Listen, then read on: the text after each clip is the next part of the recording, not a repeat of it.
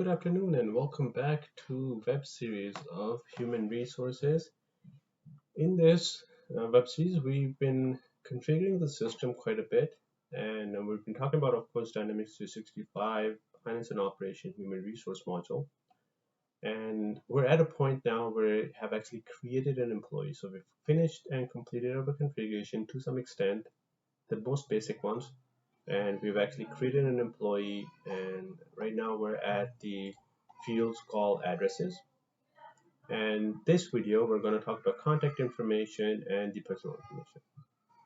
So if this is the first time you've stumbled upon this, as usual, make sure you go through some of the other videos where we talked about configuration, because those are essential pieces to understand in order to really fully understand what the system can do and what it's capable of doing. So moving on to the contact information fast tab, you can create a contact information based on different types. So if I were to click on add, for instance, I simply need to give a description. Description can be anything, it's a text field. And a type is only a handful of drop-down menus that you can select from. So this you cannot configure, unfortunately. But if you were to click on, like right click on this, you can see that you can do quite a few things based on your preferences, but you cannot configure this. So this is the drop-down list. If you want to create a new item into this list, then of course it requires a technical development. So you can select one of these types and simply write the contact information here. So it wouldn't prompt you that this type already exists, because you can have multiple email addresses associated with that employee, but you can only have one primary. So one primary type, for instance. If I were to click here, it says ahmedbarnat@gmail.com, and I say it's an email address, and I make this primary. It tells me that I can only have one primary email address. So if I select yes, and if I scroll down, as you can see now, Ahmed Bernat is the only primary email address, and Ahmed Contoso is basically not a primary address, it's considered a secondary address.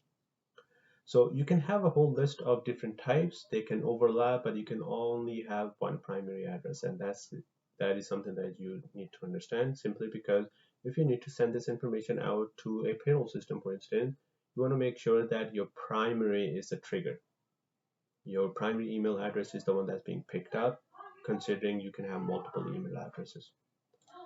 Now, if you click on advanced, it's simply editing the information, and you can make it primary again, or you can make it private, even to work with these toggle buttons.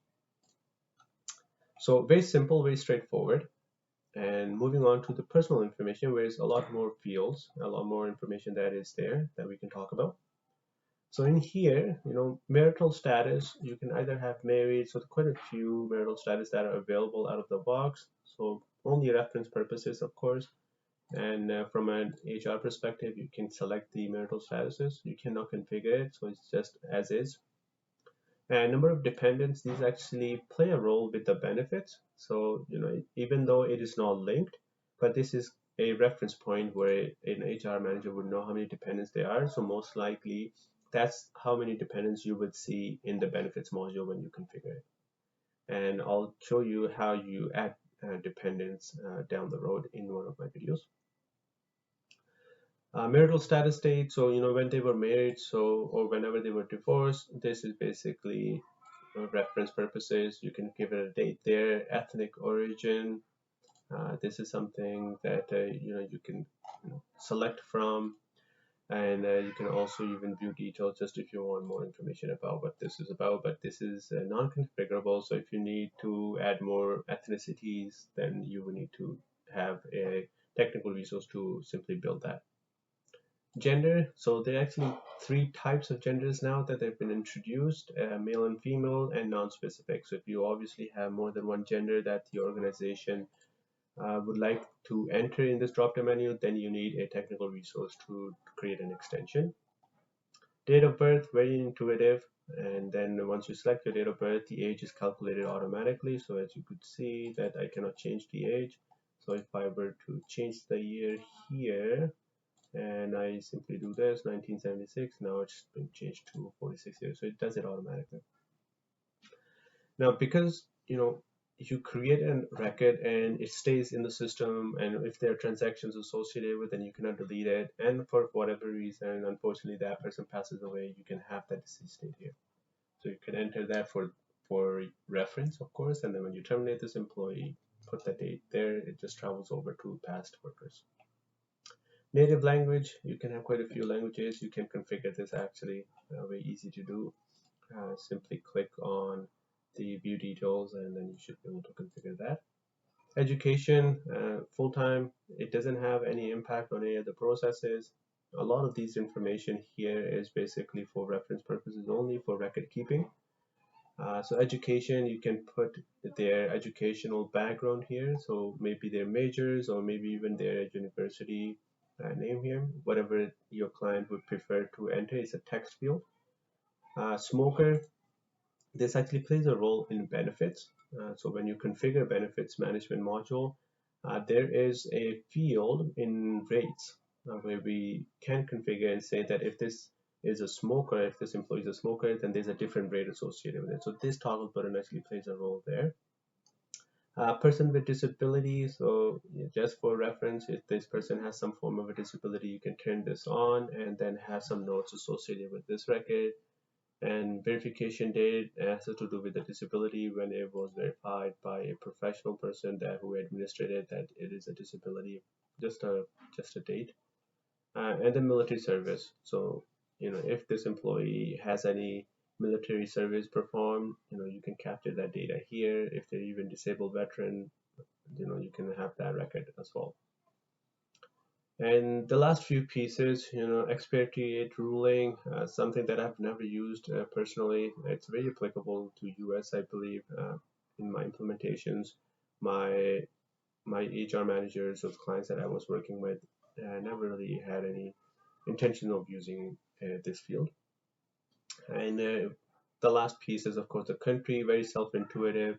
You can select the country, the region of birth, for instance, country of birth, for record purposes. Birth city, you can enter a birth city. So if you don't see a city here, then you can always configure in the organization administration. The mother country, you would assume that the country region of birth would be their mother country, but in any case, it's any different. You can have that. Father country. Oh, actually, this is the mother country for if there's if their parents is from a different region, of course, that's where it's applicable. So if the father's from Asia and mother's from Western society or whatnot, so they can have a different region of birth.